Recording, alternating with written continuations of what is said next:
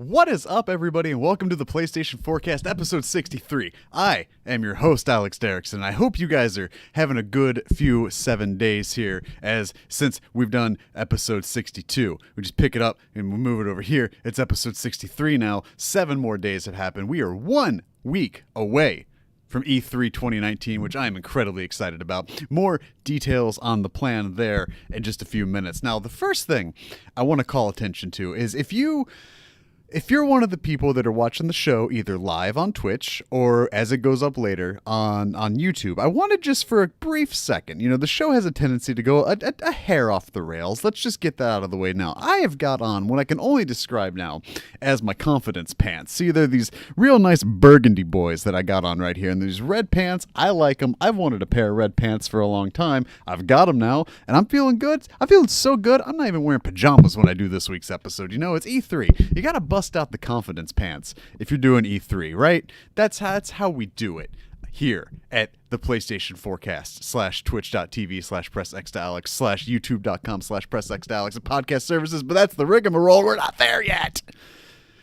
Whew, we got a brisket of an episode, y'all. It's a good meaty chunk of stuff that we're going to get into, but I want to talk to you first, not just about my pants, which I love, but about the games I have been playing. Now, you heard me last week talk about everybody's golf VR/dating simulator, and if you're looking for more of that, I regret to inform you I don't have more to report there yet. That's kind of just fell by the wayside, because a little game out of Sony London came out called Blood and Truth. Now, you may be familiar with Blood and Truth because I talked it up, I hyped it up a lot last week during the drop. It was one of my Alex Derrickson Ass Games of the Week, along with Trover Saves the Universe, which I have not gotten a chance to play.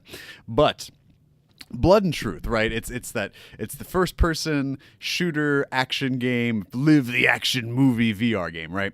Out of Sony London, a studio that I love as a Getaway fan. I've been itching for the Getaway. I didn't play London the Heist when that came out. This is kind of like in the same way Astrobot was a spinoff of VR Worlds. That one little 2D platform mission or whatever, you could 2D 3D platformer in VR Worlds.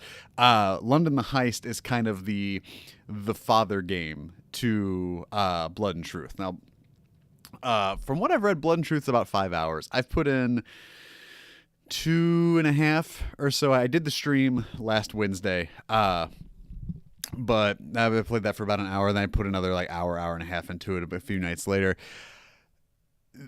I talk often about pieces of software that can sell you on something, specifically VR, right? I talked about Astrobot, a reason to get VR, Moss, a reason to get VR, Beat Saber, the reason to get VR, right? Blood and Truth, for me, is right up there.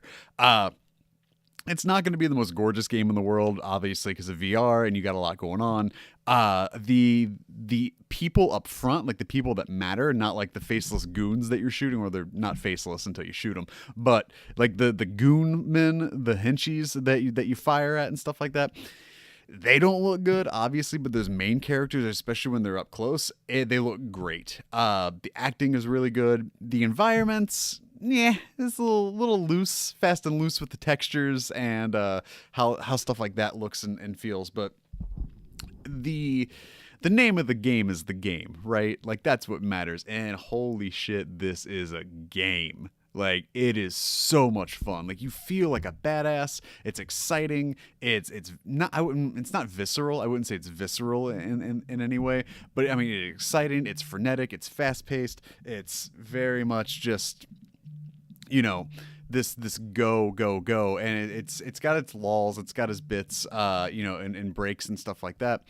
But one of the biggest parts of the game is how you feel when you're playing it. I described it loosely on Twitter as Uncharted but on some loose rails, because there's moments moment to moment it kind of feels like a rail shooter, but it's not just picking you up and transporting you. You're not on a cart, you're not on full rails. It's that teleport kind of thing where you look at an area, it has the arrow, you press the action button, you push forward, and it takes you forward. It's not like Creed where you got to swing the arms, and it's not like Rush of Blood, where you're literally just, on a cart, and it's not like that. It's loose rails where you're saying, I want to go here, and then you just kind of like, no, no, no, no, no, no, no, no, the way there. If you're listening to the show, you missed. I did like a not like a Heisman, but like a track star top of your trophy.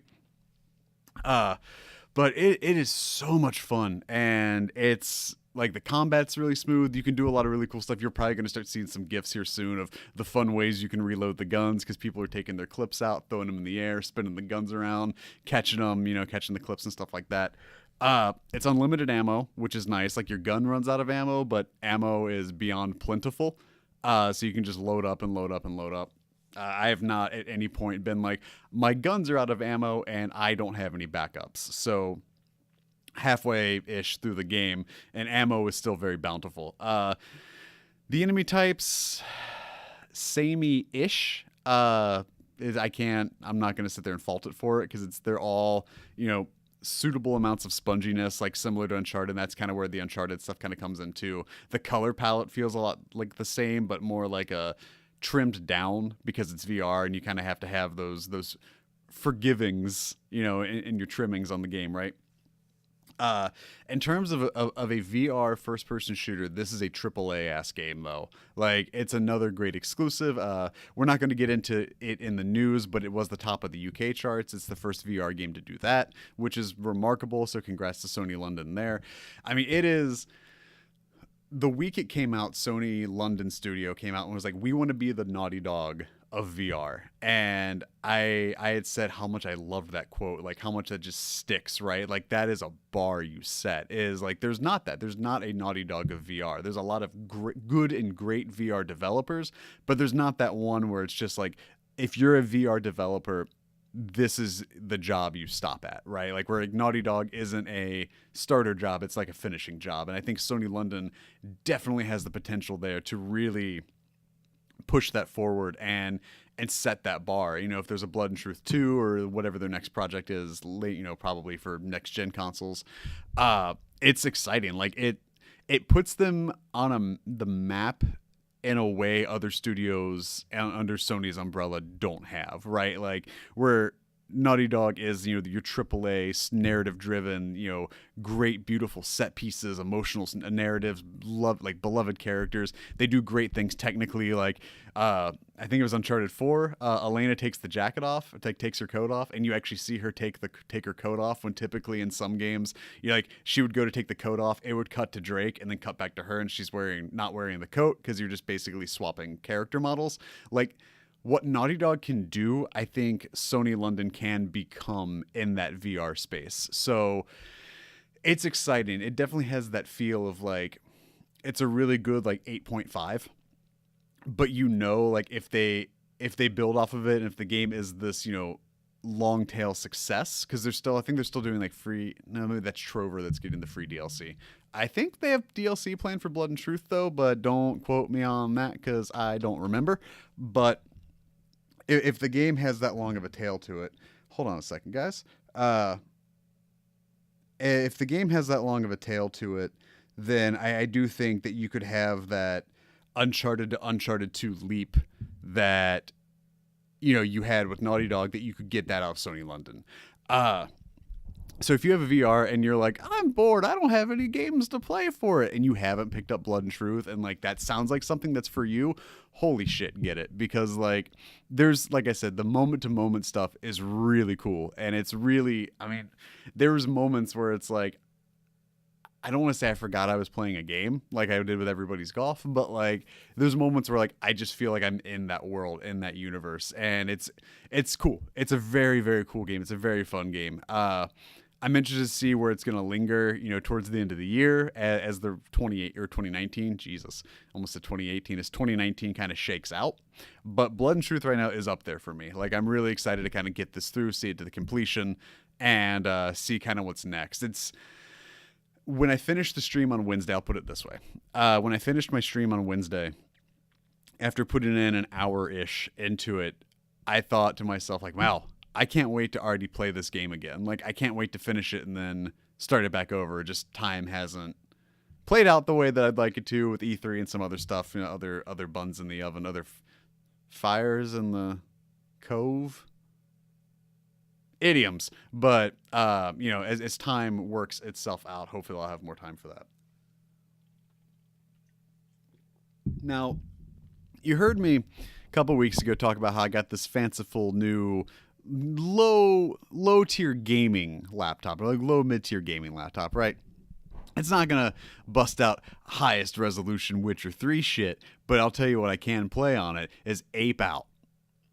And if you follow me on Twitter at twitter.com/pressxalex, you know how much I had been dying to play Ape Out and how crestfallen I was when it was exclusive to Switch and PC, two platforms on which I could not play it on. That bummed me out, and I was hanging out. I was on my laptop. I was like, holy shit, this can play games. This could play indie games. This could play all the games I don't have access to. And so I went. Ape Out was on sale. I bought Ape Out. I have played Ape Out for 4 chapters, I think. I'm 4 or 5 chapters in. I just finished side A. So ostensibly speaking, if the album is to be looked at or if the game is to be looked at like an album, I'm halfway through it. God, it is everything I wanted it to be. Ape Out. Oh man. Gabe Cazillo, I believe, is the developer. It was published by Devolver. So already you kind of know where my head's at with it. But it's a top-down, like, Hotline Miami-ish game, but it plays with these, like, hard contrasting colors. So it's like kind of like tonal blue-greens with, like, your ape, which is, like, this bright orange, right? And then the guards are wearing white, or, it plays with color kind of deeper into the game, and I'll get there in a second. But it's a very simple game. You got your left stick to move forward, back, left, right. You've got, like, the right stick to kind of, like, strafe, just a hair, like a little bit. Then your left trigger attacks. Right trigger occasionally will just hold. Your right trigger is like a hold, right? So very basic game. You can kind of see it cuts its teeth in, like, the Hotline Miami space, where it's that top-down, hyper-violent game, but tonally mixed with, like, very basic color design, very basic, like, contrasting colors, like I said. But much like Hotline Miami, it's that music that drives it forward, whereas Hotline Miami is that really, like, hard 80s, like, techno synth. Ape Out is entirely, like, improvisational jazz drums, and it's awesome. Like, it's like the soundtrack to Whiplash, basically. But as you attack or kill a guard, it's incredibly violent. There's blood splatter, and it's really cool looking. But the other thing is that's where you get, like, your crash cymbals, your rides, your hi-hats, things like that. Like, that's what kind of rounds out the rest of the percussion. So you've got this really great, like, free-form jazz soundtrack where you're listening to the notes they're not playing. And then as you just go through and wreak havoc and just smash, smash, smash, it's these hard cymbal hits, just bam, bam, bam, and if you like cymbals, if you want more phonetically accurate sounding cymbals. But, oh my God, I don't think it's a very long game. Like, I can already tell that. But Jesus Christ. So my gripe I was getting at to a point, at the end of side A, I was just kind of like, this is getting kind of samey. Like, they changed it up a little bit. They threw alarms in. They kind of changed the color palettes and whatnot. But where I'm at now at the start of side B, it kind of flips the script and it kills all the color. You're like the electric's out. So you're meandering around like a hard black for, like, that's your walls, and then like a blackish gray to kind of let you know where the ground is. But your view of the guards are only by their light cones. So that's how you have to kind of, like, discern where it's safe, because it's like 2 or 3 shots and you're dead. And then it kind of zooms out, shows you how far you got, shows you where you are in the map of the level, shows you, like, where you still have to go. But you have to be a lot more careful at this stage, because there's not so much wider cones, but there's way more cones of vision, and they're way longer. And so I'm kind of playing through that right now, where I'm much easier to be found and spotted, thus be shot at. And then if you watch a gameplay trailer, I know they changed the environments up a little bit. They throw in some more fully auto weapons. But damn, Ape Out is awesome. I love it so much. Like, I could totally see, like, why I don't want to say it's stranded on Switch, but for the sake of me and my yearning to have wanting to play it and my pining for it, it was stranded on Switch. But holy shit, is that a bomb-ass Switch game. Granted, playing it on PC, but Steam having the DualShock 4 compatibility makes it just feel like I'm playing a very warm hug. As I talk about when I talk about video game comfort food, it's like that air of familiarity where you just slide right into it. You know, you could see if this does get ported in, you know, another like 6-8 months, whatever. Damn, it's good. I would have loved it on the Vita, but here we are. But that's you're caught up on what I've been playing. So this week is a little different. We're gonna do the rigmarole here first, and then I kind of want to get you into the schedule because there's some. Wednesday is going to be a little different for the stream, but the big difference is how we're handling E3. So that's that, but this is this, and this is the PlayStation Forecast, and it does come to you each and every Tuesday on youtube.com/PressX and podcast services around the globe, including that there, Spotify. But remember, if you want to get the show early, you can, and if you're asking yourself, how early can I? You can get it now as it happens, like so many of you already do, over at twitch.tv/PressX to Alex, where we do the show live Monday night at around 7:30 Eastern Standard Time, and then the video and audio file go up Tuesday at midnight. I made that change last week, right? It used to be 9 a.m. I moved it to midnight. Holy shit, what a difference that is. I don't know why I didn't do that 62 weeks ago, but here we are, a much better change. And if you want to let your voice be heard on the show, you can write in to psforums.pressxtoalex.com, where you can submit questions, comments, commentaries, concerns, conjecture, constables, Constantine comics, Con Air copies on DVD.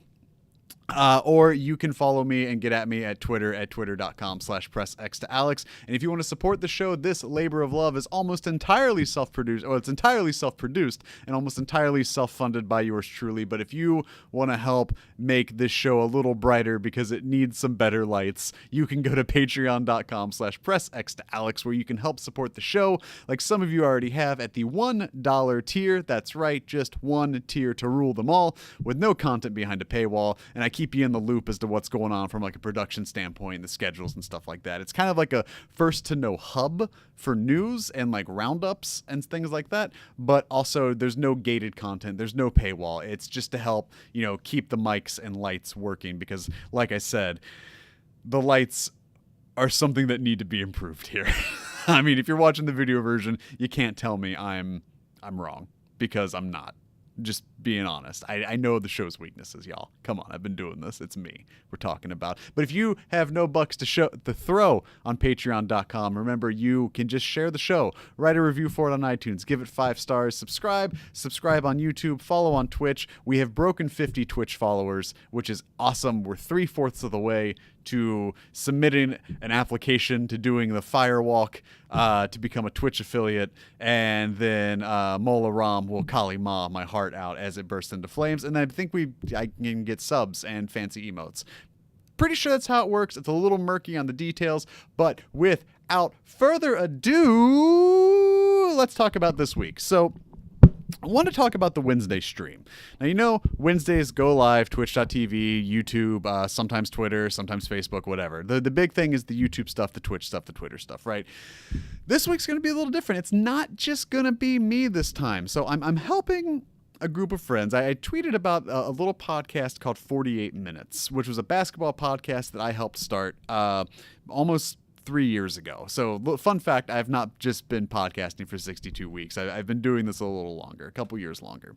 The NBA draft is coming up June 21st.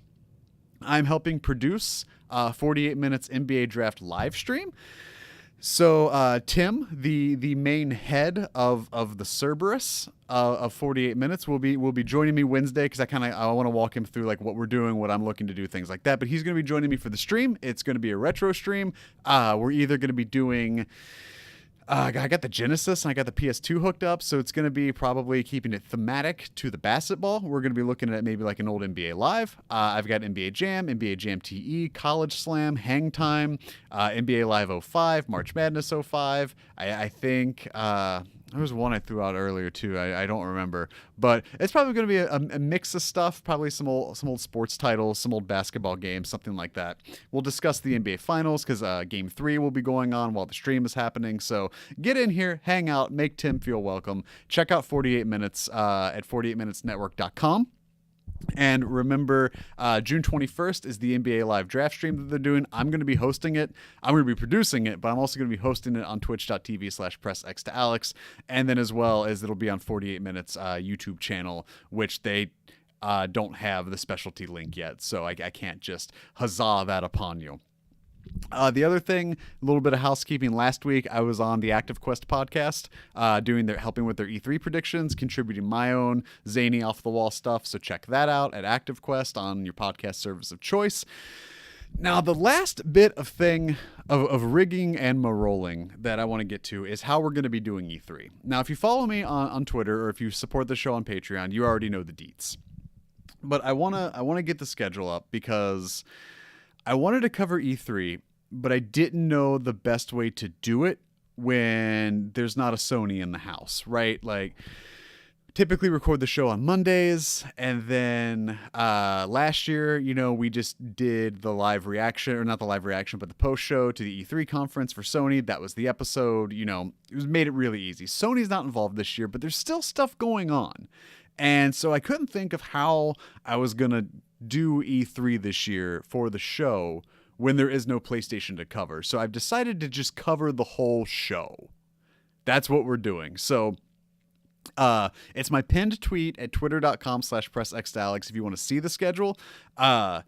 If you want to know the schedule now, here's what we're doing. So June 11th, there will not be a new episode of the PlayStation Forecast. There will not be an official numeric episode 64. Instead, what is going on, and I'm going to take a big drink. What's going on is Sunday, June 9th, all these times are Eastern. Sunday, June 9th at 4 p.m., I will be doing a live reactions to Microsoft's press conference with a post-show immediately following. Now, that's going to be on twitch.tv/pressxtoalex. The live reaction and post-show will be uploaded to YouTube on Tuesday, along with the audio for the post-show as well. So that's going to be on your podcast feed then. 8 p.m., we're doing Bethesda. Same deal. Doing a live reactions on Twitch. That's going to be uploaded to YouTube afterwards with the audio version hitting the podcast feed Tuesday morning as well, or Monday morning. Same with 10 p.m. with Devolver. Yeah, I'm covering Devolver because why the fuck wouldn't I? So 10 p.m. we're going to be doing a live reaction to the Devolver Digital Conference / Madhouse because I love them and they're great and it's amazing. And if you have not watched the Devolver E3 conference, join me at 10 p.m. Sunday night. Then same deal. Live reaction, post-show, uploaded to YouTube, and then podcast feeds by Monday. So Monday morning next week on June 10th, you will have the Xbox post-show, the Bethesda post-show, and the Devolver post-show audio waiting for you on the podcast feeds. Now, Monday at 7:30 p.m., we will be doing a live reaction to the Kind of Funny Game Showcase. Again, post-show to follow that. We're going to have to make that one brief because at 9 p.m., we will be doing a live reaction and post-show for Square Enix. Now, all of that stuff. So by Tuesday morning, while there will not be an episode 64, you will have your Xbox press conference post-show, the Bethesda post-show, Devolver post-show, Kind of Funny Game Showcase post-show, and Square Enix post-show. Now, barring that I have not fallen asleep at the desk at that point, I will also be doing Ubisoft afterwards, after Square Enix, because I'll be at work when that one's happening. So I'm going to try and get that one done and up as well for you. So you should have, hopefully, best case scenario, 6 things for you to listen to Tuesday morning. And then Tuesday night, I'll be doing Nintendo's coverage as well, because I'll be working during that too. Now, the thing I don't know, the thing I'm not sure about yet when it comes to the E3 coverage is, do I want to abstain from watching the Ubisoft and Nintendo conferences until I go to actually do the reactions? So I'm thinking I might do this. So there might still be a personal live reactions while it won't be live. I'm just going to have to avoid spoilers, Monday night and Tuesday morning and whatnot. But not sure there, but you're going to get post-show audio files for those two regardless. It's just going to be well after the fact that they've already happened. So no official episode 64. but you will have 7 audio files for you to listen to by Tuesday night, and 7 videos for you to watch too. All of that's going down at twitch.tv/pressx to Alex. If you want to watch it live, you can follow me there, set the notifications and what have yous. If you miss them, no BD. They're going to be up on YouTube as well, and then the podcast services will have the post shows going for them as well. So that is the E3 coverage. When there's no PlayStation involved, Alex just covers the whole damn thing. So we're going to get into the news. Like I said, is some beef, and then we got some E3 predictions, and it's a fun show. I'm excited for this one. So again, knocking on the water jug, going to take a big old gulp, and we're going to get this shindig started.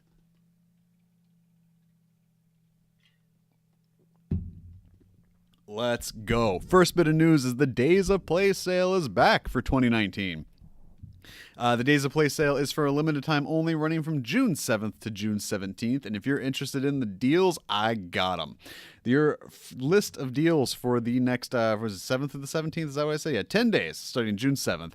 Your deals are the Jet Black 1TB PS4 Pro is $349.99 US dollars. PlayStation VR bundles starting at $249.99. The DualShock wireless controller, all colors, will be starting at $39.99 US.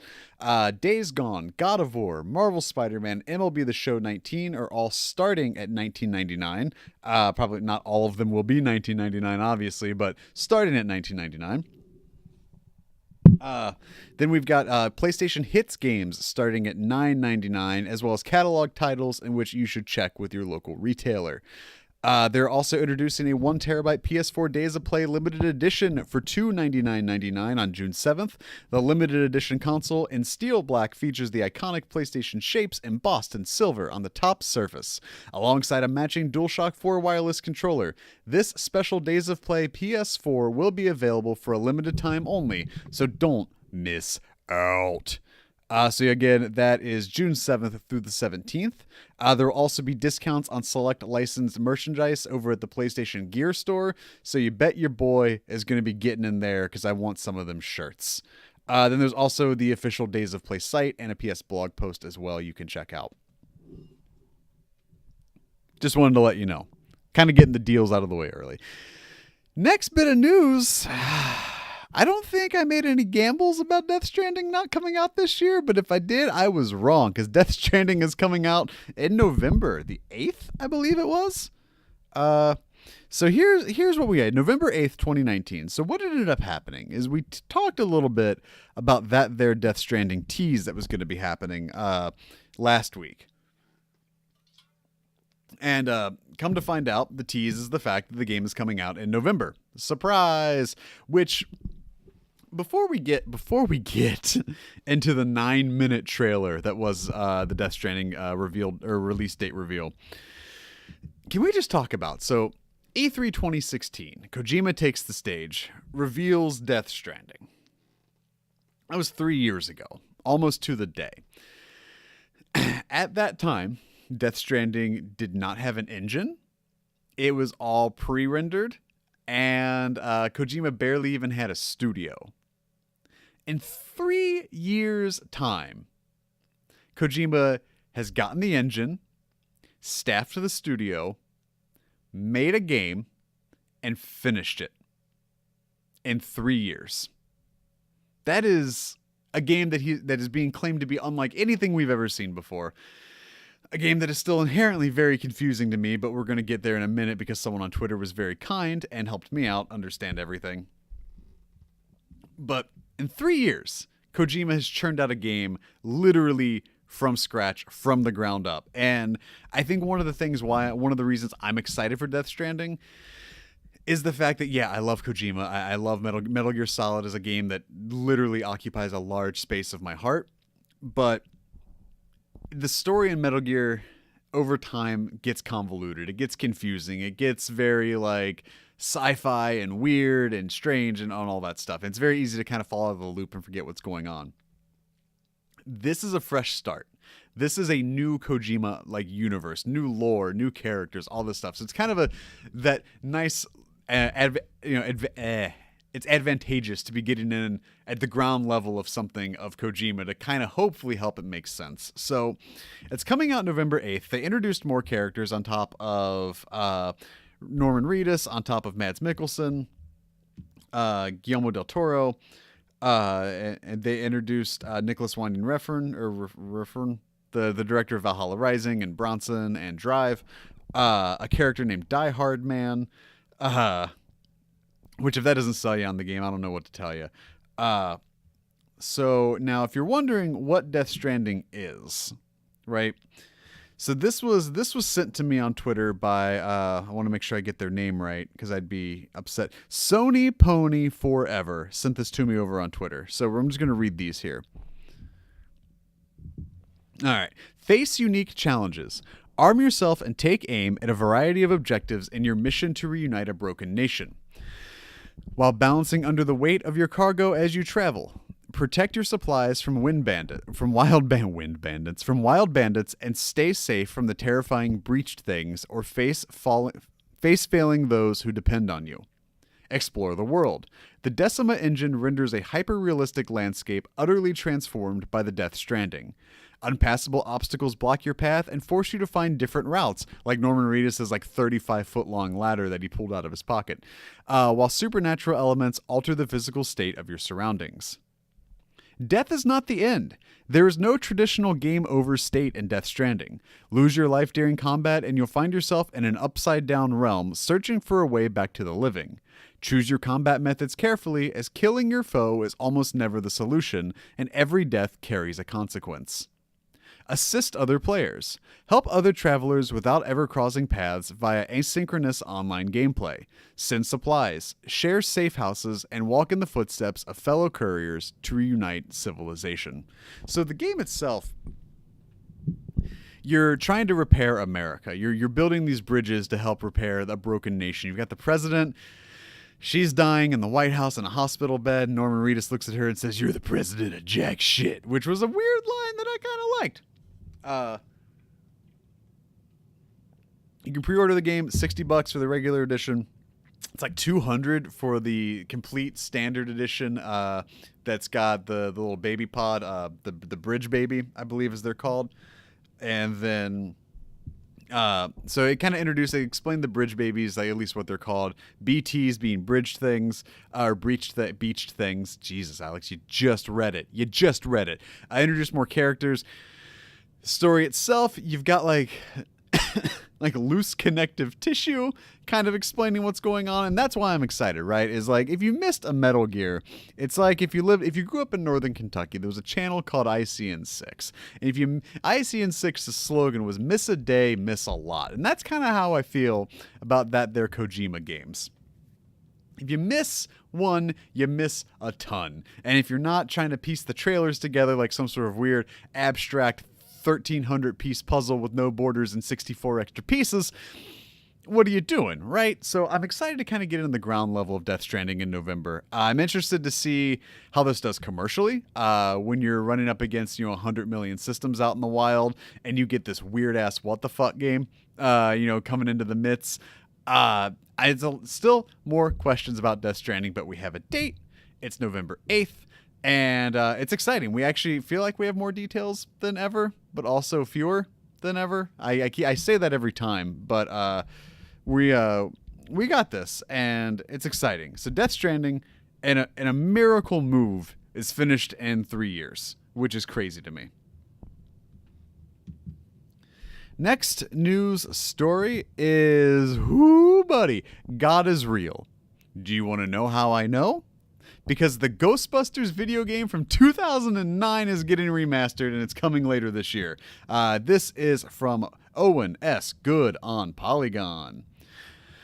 Let's go. Ghostbusters, the video game, which launched 10 years ago, is coming back with a remastered edition for Nintendo Switch, PlayStation 4, Windows PC, and Xbox One. No release date was announced, but it is coming later this year. Written by Dan Aykroyd and the late Harold Ramis, and starring all of the original cast, including supporting and side characters, except Rick Moranis. Mind you.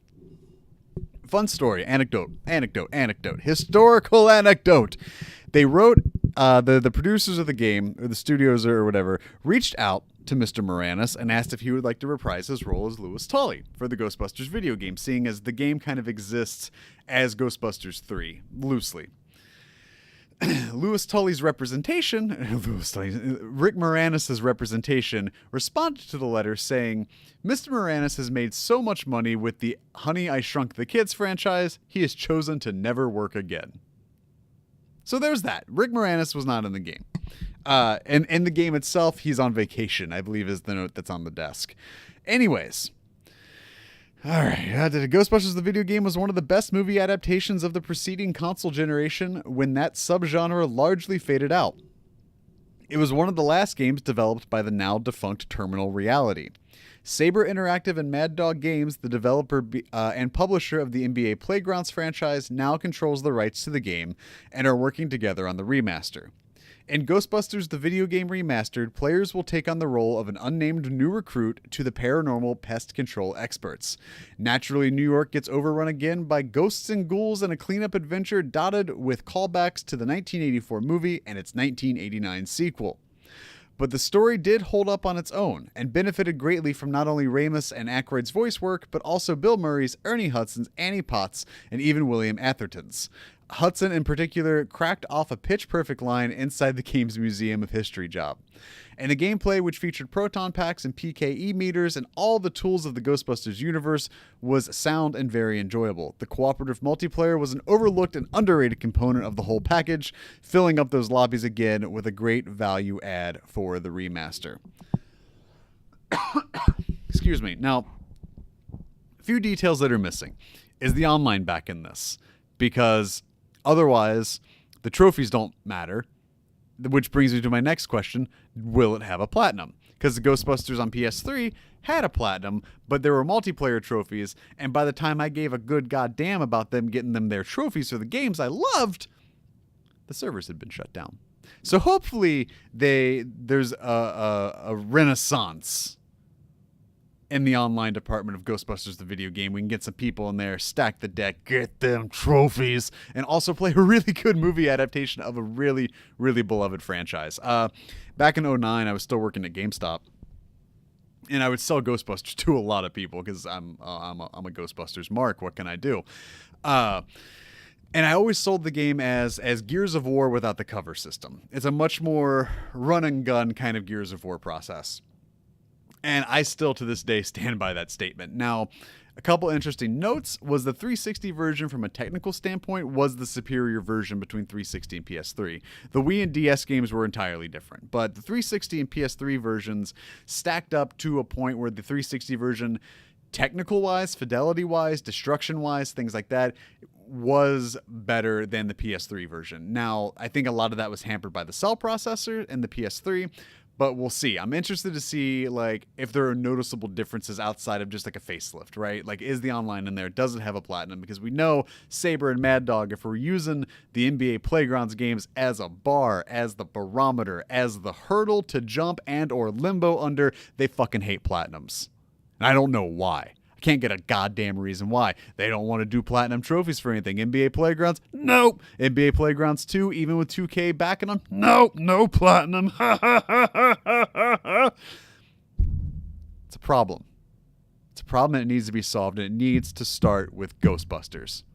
That's all I'm saying. I'm excited, if you couldn't tell. Hopefully we'll have a date this coming week with Ghostbusters Fan Fest coming. One, Gregory Miller will be hosting the Ghostbusters Their Game Remaster panel, so hopefully we have a release date then. So keeping your eyes and ears peels to the pier of the Ghost Beer Stirs. Drink time.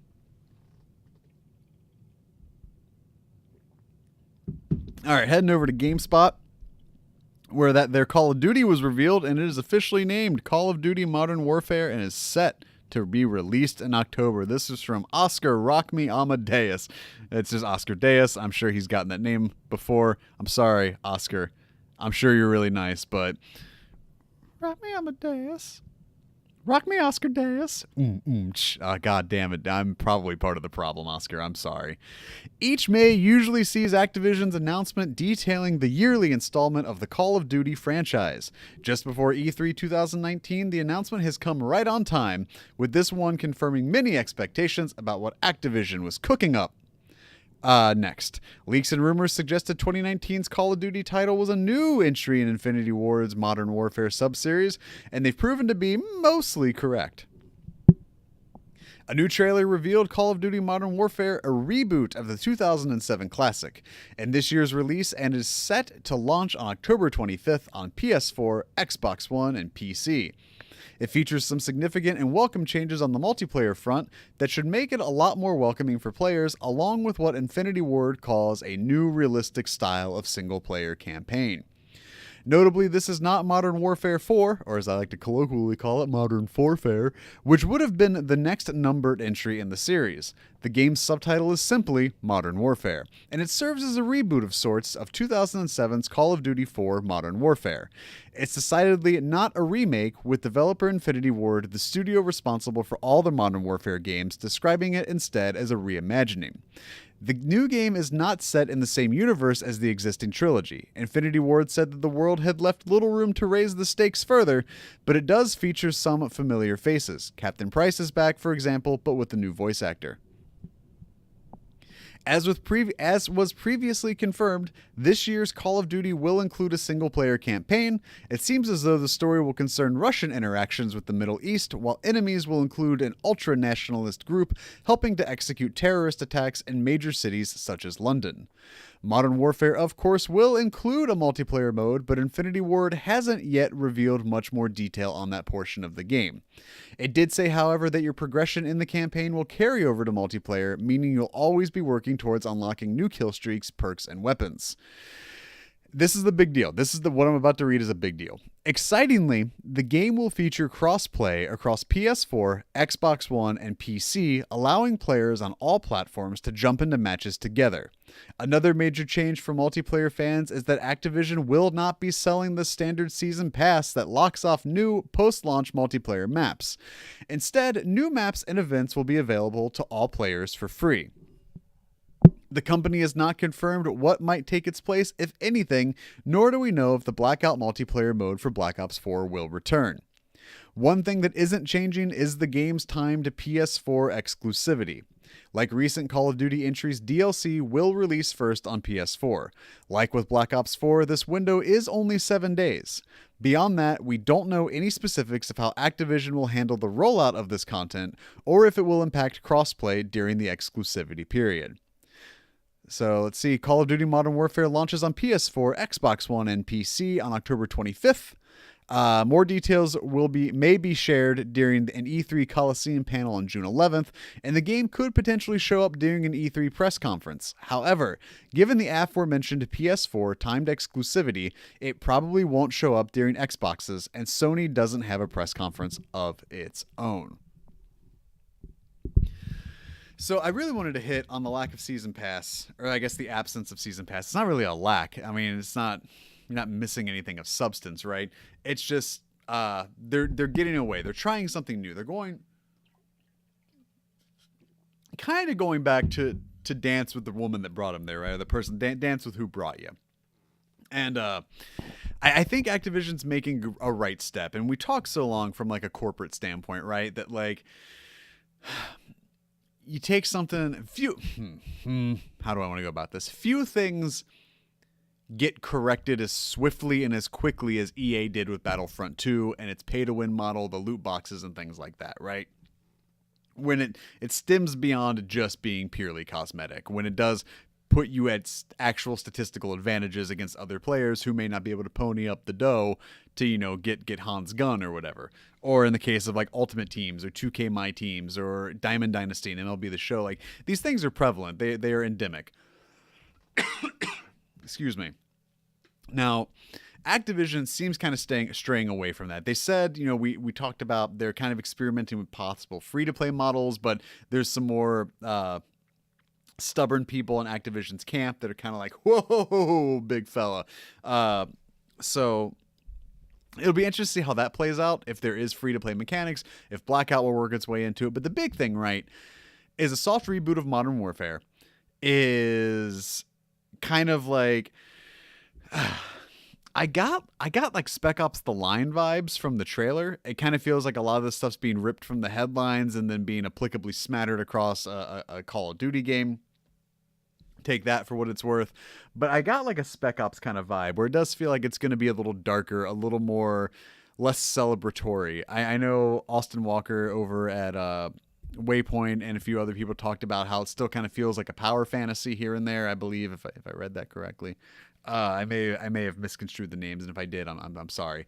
But it seems like it may be breaking away from that a little bit to kind of look more in how Spec Ops had, the literal line, right? Like the line was like, do you cross it? At what point are you the villain and things like that? And I hope it kind of dances with that a little bit. Maybe pulls a modicum of heart into that story, right? As opposed to just being like, Captain Gunman and his gun patrol. It might hopefully have a little bit more heart to it, a little bit more brains behind it, a little more substance to match the brawn, right? A little more marbling on the steak to give it that flavor. I'd like to think hopefully it'll be enough to actually get people to play the campaign, because there was that study that's like, well, we only saw 30% of the people do the campaign, and of that 18% finish it, or whatever the numbers were. Hopefully bringing that in. Absence maybe makes the heart grow fonder in the case of what Black Ops 4 was versus to what Modern Warfare is going to be. And then in Call of Duty 2020, we saw it's going to possibly have a Cold War campaign. So cool changes, right? And like I said, it shows that it takes a lot to get those wheels turning and to kind of like churn that butter to make those changes, right? Like you can't just keep putting complaints into the churn and expecting them to get fixed like right away. It's not how it works. It's not how the development works. That's time, that's man hours, that's people, that's work, that's going back and fixing things. Not everything is the Sonic the Hedgehog movie. Not everything is Mass Effect 3 extended cut. Not everything is Battlefront 2. And it's that sort of like, okay, we've got to wait for this to come around full circle and we can start implementing these changes. We saw Activision kind of say Destiny 2 wasn't carrying the weight that they hoped it would. You're seeing, what's going on with EA at Anthem. This was kind of, I think, Activision's chance to step up to the plate and be like, it may not be a home run, but we're at least going to put the ball in play, right? We're not going to strike out. We're not going to, flub it. We're not going to just spike the ball in the dirt, right? It's not a third strike bunt. So exciting. I don't know when we're going to see more of it. I don't know if we're going to get like a shadow dropped state of play this week. Well, I don't think we are, but we'll get to that in the EA or the E3 predictions. So I don't know if this could be something like they said, the Coliseum panel or what, but Call of Duty news, obviously it'll be the best selling game of the year because Rockstar's not putting one out. Next news thing, sticking with E3, is Square Enix will be revealing its Avengers game at E3. So this is from Austin Goslin over at Polygon. Square Enix is finally set to reveal its long-awaited Avengers game, according to a tweet from Marvel Entertainment. The comics and movie giant tweeted on Wednesday morning that the reveal will come on June 10th during Square Enix's E3 2019 press briefing, which is set to begin at 9 p.m. Eastern. The tweet referred to the game as Marvel's Avengers. The Avengers game was announced back in January of 2017 with a short teaser calling it the Avengers Project. The video showed a slow pan across the iconic weapons of some of Marvel's most famous characters, like Captain America's shield and one of Iron Man's repulsors. Since then, we've only gotten bits and pieces about the game with no real substantial details. One of the few things we know for sure is that the Avengers game will be developed by Crystal Dynamics, the studio behind the recent Tomb Raider games. Working in collaboration with Crystal Dynamics will be Eidos Montreal, which most recently made 2016's Deus Ex Mankind Divided and 2018's Shadow of the Tomb Raider. It isn't clear when exactly the game will take place or if it will even tie into the larger MCU. Since the game's original announcement, the MCU has been through both Infinity War and Endgame, so it could make sense to branch out since the universe is about to start a new chapter. But for the concrete details, we will have to wait until June 10th at Square Enix's press conference. Now, I don't think it's an MCU game, obviously. I feel like Bill Roseman has danced around that to talk more about the MGU, the Marvel Games Universe, and how they're reaching out to teams and developers and publishers that they want to work with, that they trust to make the game, right? They're not just being like, all right, we got a movie coming out, make the game. And we're away from that, I'd like to think, at some point with these big like tentpole releases. Now, does that mean Yuri Lowenthal's Spider-Man's going to work its way in there? I don't know. Is that one of my predictions? It is not one of my predictions, but we're getting more Avengers news, so hopefully we'll be able to see what that looks like, how it plays, more details. There's rumors of it being a games as a service, like a kind of always online, sometimes offline single, and could potentially always be multiplayer kind of game.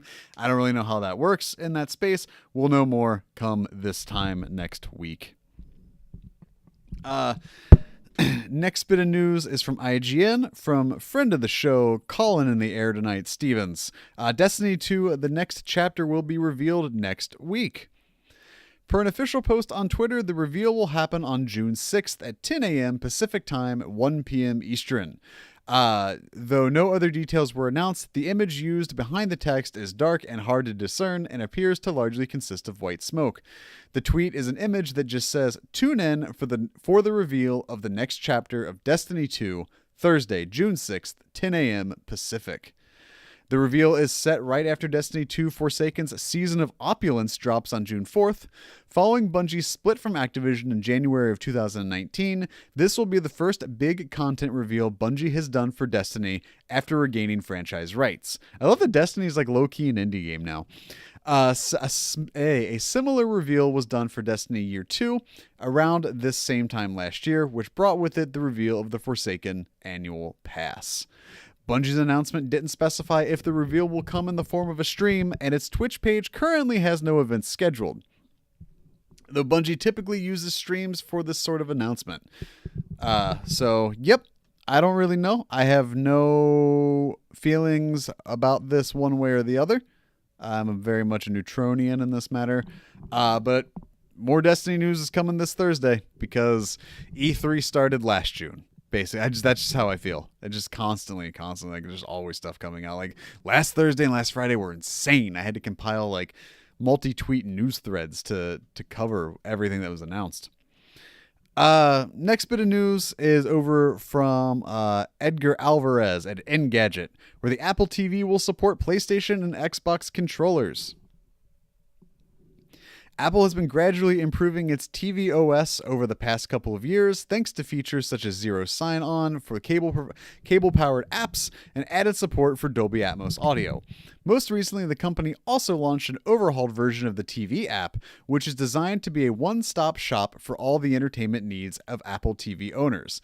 And today at WWDC 2019, Apple has revealed TV OS 13, featuring support for Xbox One and PlayStation DualShock 4 controllers. This announcement is meant to complement Apple's upcoming game subscription service, Apple Arcade, which is expected to arrive this fall. So I threw that in there. It's small, but I talked about it. I threw it in because it's salient to what I was saying about Ape Out, right? And that being able to just to plug in that controller, to break away from a keyboard, from a mouse and keyboard setup, anything like that. It's exciting because it lets you slide into that familiarity. It lets you kind of just put that robe on after the shower, right? Like you're going and you're like, okay, I've got this device, I've got this apparatus, I got these games I want to play on it.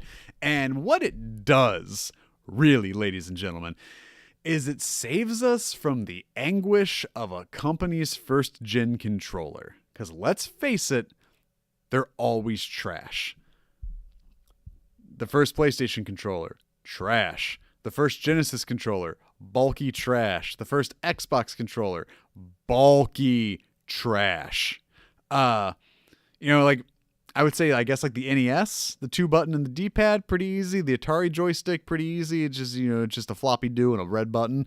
Like that stuff you can work on. But as we get more of these permutations of more modern games, I don't want to see some company's hot take on a controller. I don't want some fucking goon in a boardroom to be like, you know what I think this should have?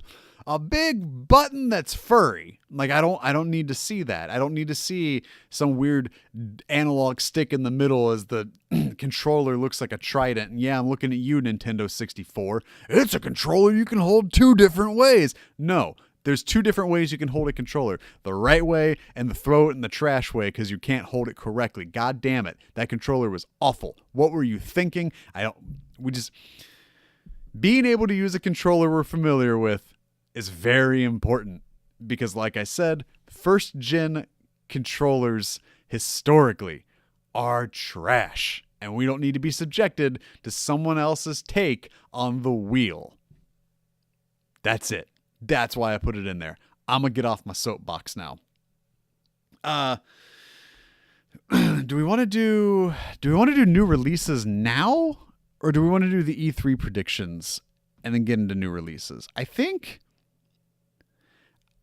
let's do the E3 predictions now. We'll make that topic of the show and we'll move on to new releases. So let's do it. Let me get the app up. So E3 2019. Now, typically I would just predict PlayStation, right? But that ain't happening. PlayStation is not coming this year. So I'm predicting the whole show. If I'm covering the whole show minus EA Play, I'm gonna predict the whole show. I'm not predicting Devolver. Like that's just there's no sense in that. We're gonna predict Xbox, Bethesda, Ubisoft, Square, and Nintendo. Now I've got 3 predictions each with one hype prediction. So one off the wall kind of thing that like pipe dream thing I'd like to see happen that would make me like mouth agape, chin hit the desk kind of deal. So let's start with a drink. Now let's start with Xbox. So I have my first Xbox prediction. We're going to get a Cyberpunk 2077 release date. I'm going to say it's first quarter of 2020. Now, if you don't know, I'm going to get very granular on some of these. There's some where I'm like, it's going to be this with this and this. That's all one prediction. Now, I'm going to say my first prediction is at the Xbox conference. Did I say conference with an M? Conference. Cyberpunk 2077 will be shown with gameplay with a Q1 2020 release date.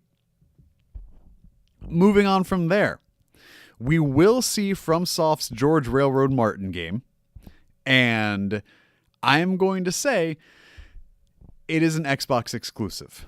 Now, I have it written down. It's some sort of exclusivity with FromSoft. And what I'm going to say is Xbox goes straight for the jugular on first-party acquisitions and has acquired From Software.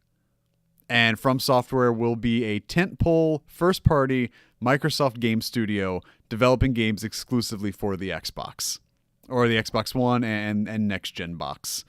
I'm also going to say my third prediction is a Nintendo crossover, probably Game Pass. So I'm going to say at Xbox's conference, they're going to talk about Xbox Game Pass, the services they're providing, and that Game Pass is now available on more consoles than ever with now the Nintendo Switch.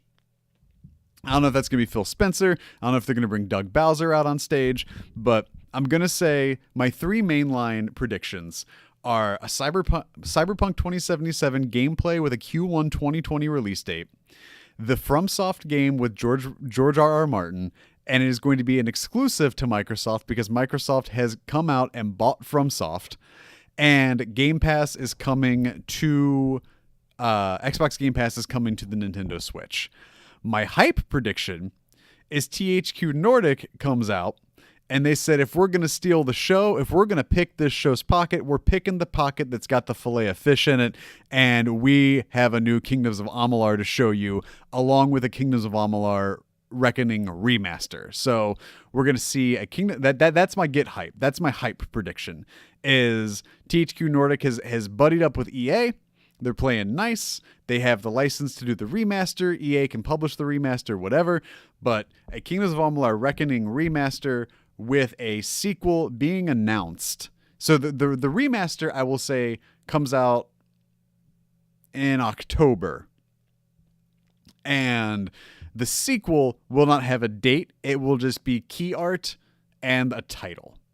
With no date, no anything like that. So yeah, Cyberpunk release date Q1 2020. Microsoft has bought FromSoft, and Game Pass is coming to the Switch. THQ Nordic comes out, shows a Kingdoms of Amalur remaster, and teases or reveals via just a title card a sequel.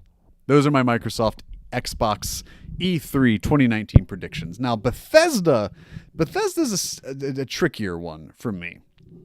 One, because I'm not that familiar with their work. I know what Bethesda does, and I know how Bethesda handles things. What I don't know is I just don't play a lot of Bethesda games. So this one required me to do some legwork. Now, my first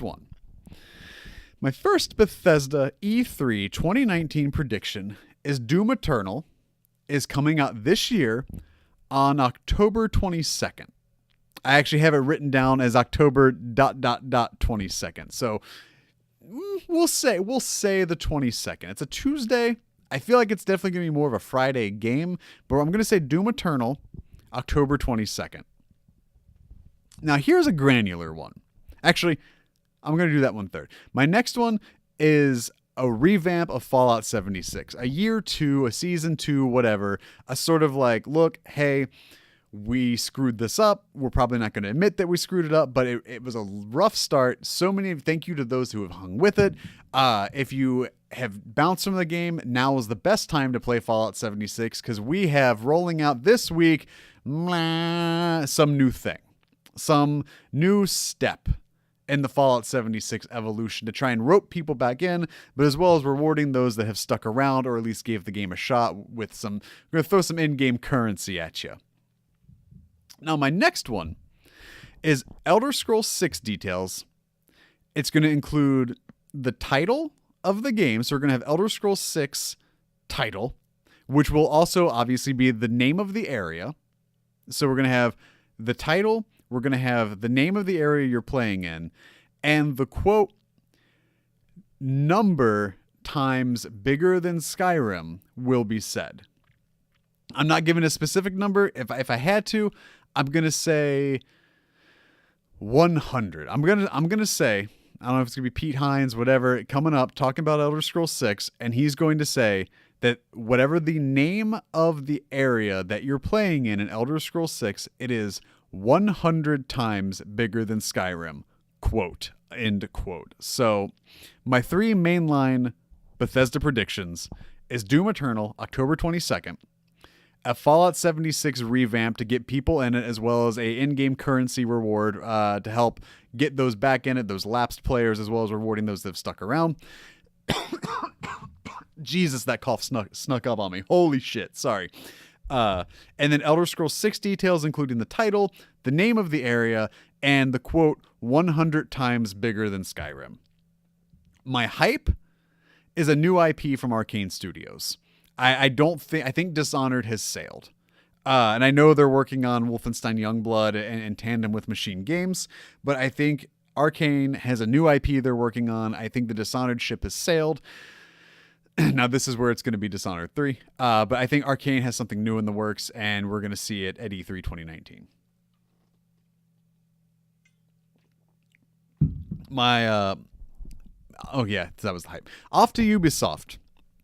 I'm just going to, my slam dunk is a new Splinter Cell, right? Like, it was teased, and then the Ubisoft Twitter was like, haha, JK, LOL, he's a prankster. And I think maybe that was more of like dude, what the fuck were you thinking talking about Splinter Cell? And it wouldn't be E3 season if Ubisoft didn't have some weird trickles and rain, trickles of leaky rain, leaky faucet of info come out. So I think we're going to see a new Splinter Cell at the Ubisoft conference. Just Dance 2020 will be revealed, and I'm pulling this from my predictions from my appearance on the Active Quest podcast. Just Dance 2020, Nintendo Wii. Still coming to the Nintendo Wii. And then I put down a new Rayman game is shown. It is a 2 and or 2.5D platformer and has a VR component. I don't know what that would be. Probably some sort of Rabbids minigame. I don't know. Like a Raven raving Rabbids. Excuse me, kind of situation. But a new Rayman game. It's a platformer and it has a VR component to it. My hype prediction. I'm gonna say it every goddamn year until it happens. Give me the Prince of Persia. I want it. I don't even just throw a Sands of Time trilogy PS4 remaster up there. Whatever you got to do, give me that there Prince of Persia. Please remaster the game that came out in 2010. Do something. It's been almost a fucking decade. Give me that Prince of Persia. I want it. I can feel it in my bones and in my veins. Just give it. So, recapping. Ubisoft. Splinter Cell is shown. Just Dance 2020 is announced, revealed, and is still coming to the Nintendo Wii. A new Rayman game. It's a platformer and has a VR component. And hype, Prince of Persia is back. Moving on to Square. Now, again, pulling this one from my appearance in Active Quest. Soul Reaver Lives. Legacy of Kain Soul Reaver. Now, I think this would start as a Legacy of Kain Soul Reaver HD remaster.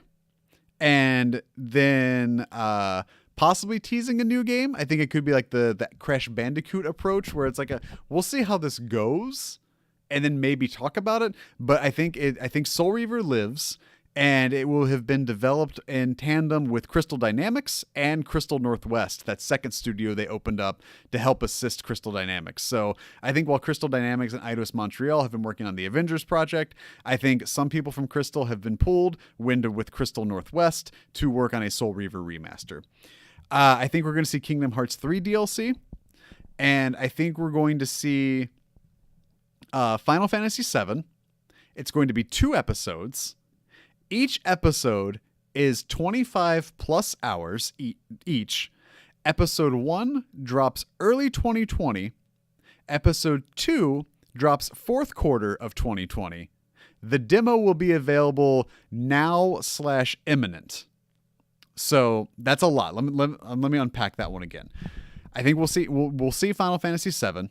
I think it's the episodic in that it's 2 episodes. Each episode is 25 plus hours each. Episode 1 is early 2020. Episode 2 will be Q4 of 2020 with the demo available now/by the end of the week. My hype prediction for Square, we'll get a cinematic trailer of Final Fantasy 16. Just that's it.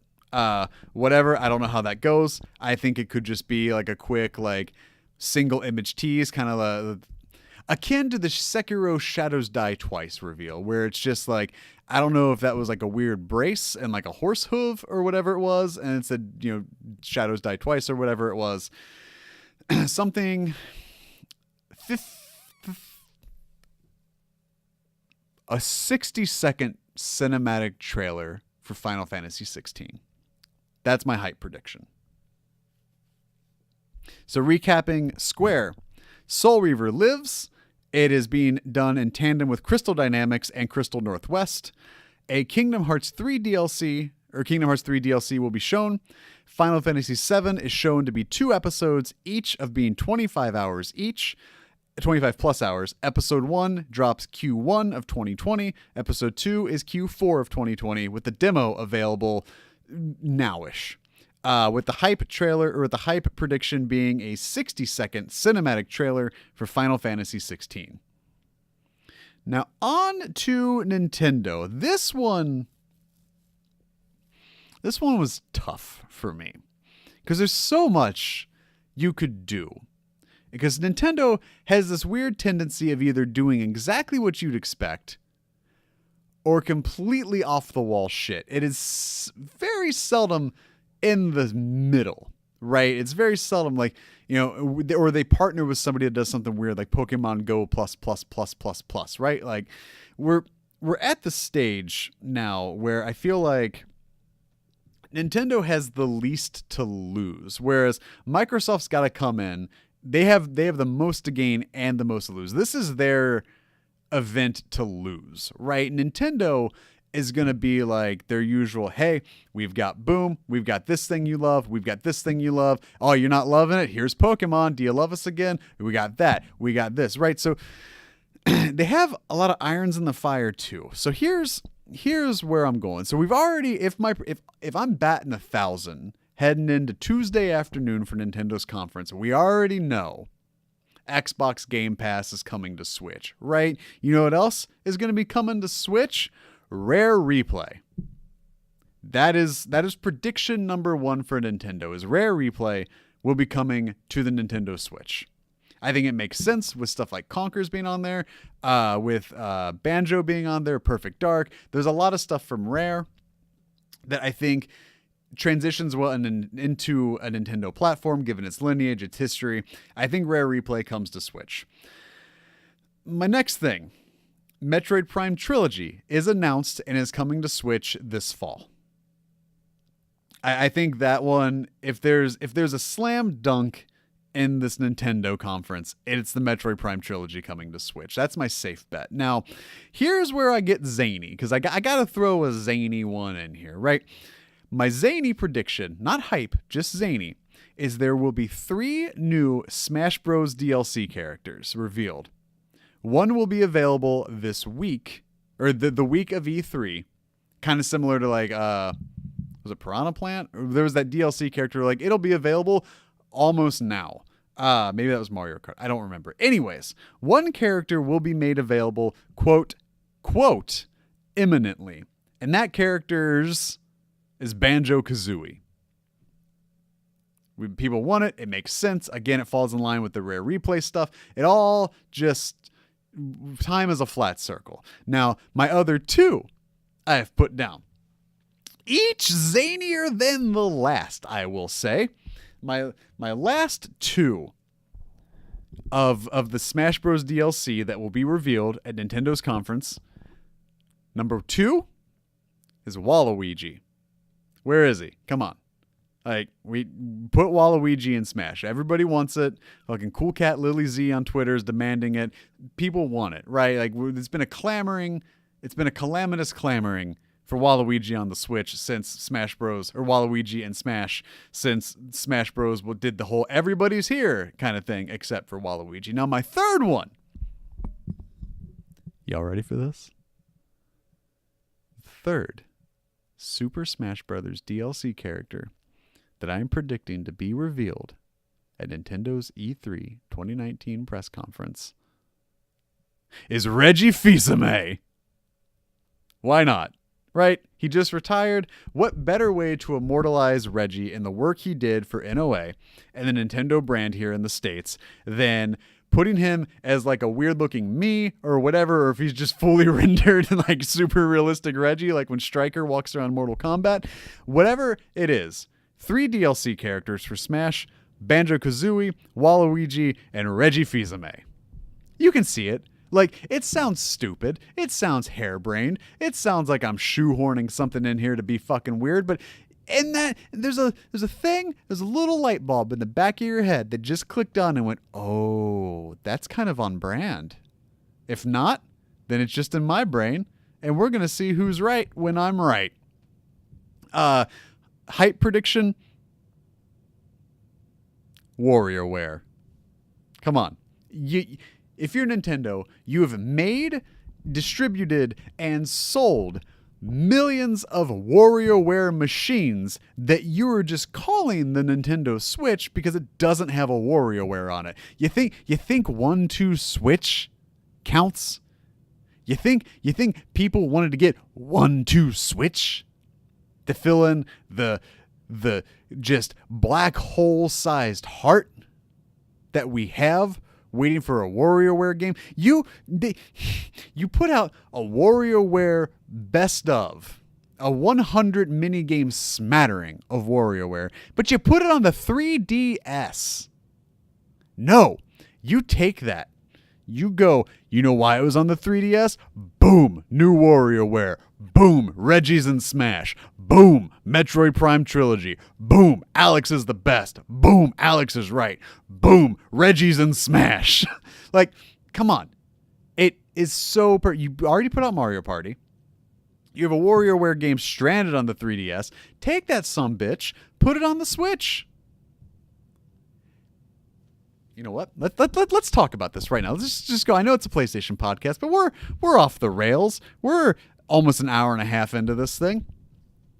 Instead of let's change the course of action. Let's change the tide for how we ask for things on the internet. Let's no longer say together in unison as a community, let's all agree and start this now. When a game comes out, we're no longer saying port it to Switch. We're no longer saying put it on the Switch. We are saying, you some bitch, put it on the Switch. Because it rhymes and rhyming's fun. So let's recap. Also, my last prediction was, because so many people have asked me, do I think Sony's going to show up at E3? No. Like, I don't think there's going to be a state of play during E3. I don't think there's going to be any sort of like... We'll see like PlayStation's name probably attached to games that are shown, right? If they're multiplat, but like we're not going to see like Sean Layden kind of poke his head out from behind the curtain and be like, Echabarian Ghoster, and Last of Us is December. Like, we're not going to see that, right? What's the point? I don't think we're going to see a state of play drop. Granted, they snuck that second one in with like 24 hours notice, so it's entirely likely. I don't see it happening. So let's recap. Let's recap these. The Xbox predictions. Cyberpunk 2077 release date Q1 2020. Microsoft's FromSoft game with the FromSoft game with George R.R. Martin that's being shown at Microsoft's conference is exclusive because Microsoft has bought From Software.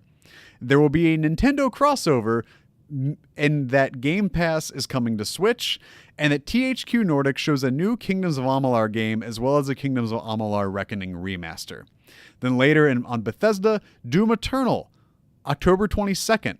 Elder Scrolls 6 details will be shown, including the title, the name of the area, and it will be, quote, 100 times bigger than Skyrim, end quote, as well as a Fallout 76 revamp, including some sort of in-game currency gift, as well as a new IP from Arcane Studios. Over at Ubisoft, we will see the new Splinter Cell game. Just Dance 2020 still comes to the fucking Wii. A new Rayman game will be shown. It is a platformer and has VR components, as well as a new Prince of Persia game. Over at Square, Soul Reaver lives. It is being developed in tandem with Crystal Dynamics and Crystal Northwest. We'll see the Kingdom Hearts 3 DLC. Final Fantasy VII is 2 episodes, each being over 25 hours. Episode 1 drops early 2020. Episode 2 will be Q4 of 2020, with the demo available that week. With a 60-second cinematic trailer for Final Fantasy XVI. And then rounding out Nintendo, 3 new Smash Bros. DLC characters, with one available imminently, being Banjo-Kazooie, with Waluigi and Reggie Fils-Aimé coming later. Rare Replay will come out to Switch, along with the Metroid Prime trilogy, and a new WarioWare. And no, I don't think Sony shows up. So that's those. I want to know your E3 predictions, like for real. Like whatever your E3 predictions are, if you watch the show on YouTube, drop them in the comments. Tweet me at twitter.com/pressxtoalex if you're one of the audio listeners. Let me know what you think of my harebrained predictions as well as what yours are too. With that said, that's all the news for this week. So if you want to know the games that are coming out, if you just want to be like, Alex, I need some new games still, we need to do the drop. Now, the drop this week are your games for the week of June 4th, 2019, North American store only and subject to change without notice.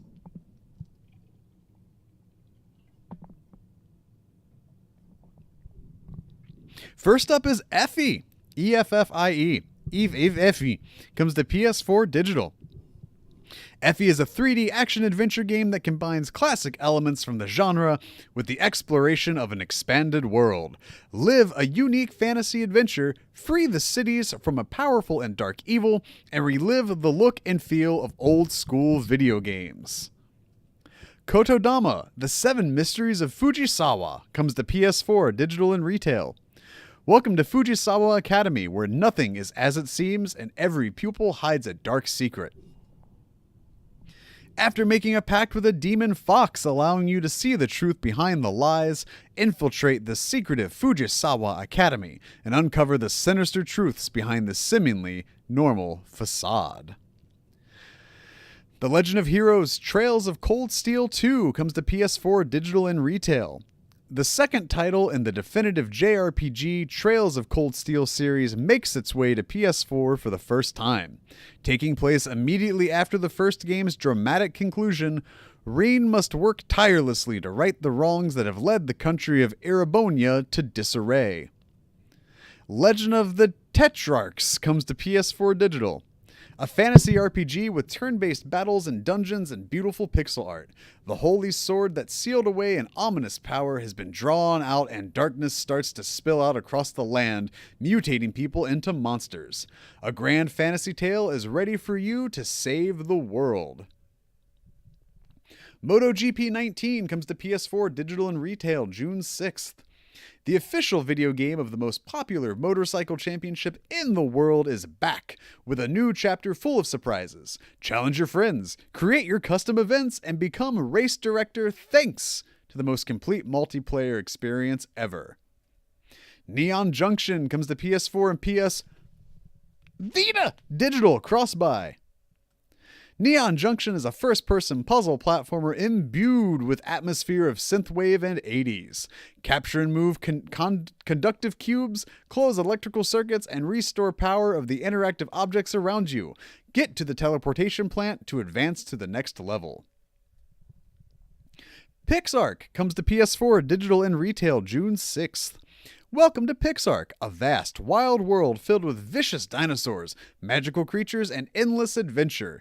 To survive in this mysterious land, you must tame creatures both ferocious and cuddly, craft high-tech and magical tools, and build your own base out of cubes. Refunked comes to PS4 digital June 7th. Refunked is a peaceful, short, first-person platformer about restoring a vibrant world. Featuring an emotional soundtrack and an open world without death, relax and play at your own pace without pressure. The Saviors Gang comes to PS4 digital and is the worst cover art of the week by a mile. A self-proclaimed savior must travel through numerous ancestral locations guiding his worshippers to reach the promised land. The numerous dangers that these locations present will make it very difficult for all the worshippers to survive. Stunt Kite Party comes to PS4 digital June 7th. Stunt Kite Party is a family-friendly single-player and couch co-op multiplayer game with an exciting storyline and numerous game modes. Step into the shoes of a young and talented kiter as he journeys through the colorful world. Can you and your friends convince the mayor to legalize kiting again? I did not expect Stunt Kite Party, a family-friendly single-player couch co-op multiplayer game, to have a political element. It's very interesting to me. Super Blood Hockey comes to PS4 digital. Arcade sports gaming gets a shot of adrenaline in Super Blood Hockey, a violent homage to classic 8 and 16-bit ice hockey games. Customize your lineup and take to the ice using the fast-paced skills and bone-crunching brutality to dominate. Super Skelomania comes to PS4 digital. Dive into Super Skelomania, a single-sitting Metroidvania about an acrobatic skeleton. Jump over a pit of thorns, roll your skull like a bowling ball, or headbutt a spider like any good skeleton would. Toki Juju Densetsu comes to PS4 digital out June 6th. That is a muzzy-ass sound. Like, Tokujuju Densetsu. Yes, that's Japanese they're speaking. You know, these kids are Japanese. They're American. They've learned the second language through the power of Muzzy, a VHS-based language learning program. Toki sets off on a new adventure. The cult action platformer game, originally released on arcade machines in 1989, is back with a super simian new version, featuring all new hand-drawn graphics and reorchestrated music. Warhammer Chaos Bane comes to PS4 Digital. In a world ravaged by war and dominated by magic, you are the last hope for the Empire of Man against the Chaos Hordes. Playing solo or with up to 4 players in local or online co-op, choose a hero and prepare for epic battles wielding some of the most powerful artifacts of the old world. Word Wheel by Palgi comes to PS4 and PS Vita Digital cross-buy. The classic word wheel puzzle game goes digital. Find as many words as you can from the letters shown, always using the middle letter. There are 100 puzzles to solve and 100 groan-worthy jokes to reveal. And those are your new releases for June 4th. So let's take a look at Trophy Talk. Remember, Trophy Talk is the part of the show where I try to take you from 0 to 100 on a game as fast as possible because trophies don't matter and life is an illusion. Word Wheel by Palgi. That's a platinum. It's always a platinum. Wait for a guide and you should have it pretty easily. It is 3 bronze, 27 silver, 2 gold, and a platinum. I'm trying to... Super Skelemania has 8 bronze, 12 silver, 6 gold, and a platinum. We'll take a look. I think, wow, that is it. We are light on trophies. You can fucking tell it's E3. It's getting to be anyways, at least. Let's take a look at Super Skelemania. See if anything looks tantalizing. Complete the game within 17 minutes? Okay. Complete the game within 40 minutes. Complete the game within 60 minutes. Complete the game. Discover the secret room. Collect all map orbs. Get the dive power, backflip power, dash power, bowl power. Hit the gong in the dread jungle. Get the map in the red jungle. Get the map in the sanct. So I think if you get a guide for this game, it's probably going to be a pretty easy platinum. So let's go ahead and call Super Skelemaniac this week's easy-ass platinum. But I would definitely say with an asterisk, wait for the guide. Ladies and gentlemen, this has been episode 63 of the PlayStation Forecast. Remember, the PlayStation Forecast does come to you live on Twitch at twitch.tv/PressXToAlex every Monday at around 7:30 p.m. Eastern. If any schedule changes, follow me on Twitter at twitter.com/PressXToAlex. But if you missed the live stream, don't worry. It does go live on Tuesdays at youtube.com/PressXToAlex and podcast services around the world, including Spotify. Still working on getting it on SoundCloud. Just got to get that SoundCloud money. Speaking of SoundCloud money, if you do want to help contribute to get the show on SoundCloud, you can at patreon.com/PressXToAlex, where there is just one tier for $1 and you can go over the buck. It's not a big deal. I'm not going to stop you, but minimum $1 a month, you can help get this show and expand, or not get the show. You get the show regardless. There's no paywall, but it helps the show's reach and help me upgrade things like, different tech aspects of the show as well. If you want to get at me on Twitter, twitter.com/PressXToAlex. Remember, I stream every Wednesday at 8 p.m. on Twitch, YouTube, and Twitter, all /PressXToAlex. I'll be having a special guest with Tim from the 48 Minutes Network on as we stream some old basketball games probably on Wednesday. And then as well, the E3 schedule can be found as my pinned tweet on twitter.com/PressXToAlex. We'll be covering all of the shows, except for EA Play, and I will not be doing Ubisoft or Nintendo live. Everything else, live reactions with post shows to go up on twitch.tv/PressXToAlex, with the VODs going up on youtube.com/PressXToAlex later, and all of the audio from the post shows going up on the podcast feeds. I believe that is it. Y'all have a great rest of your week. I'll see you for this E3 coverage, and until then, I love you. Take care. And do the thing.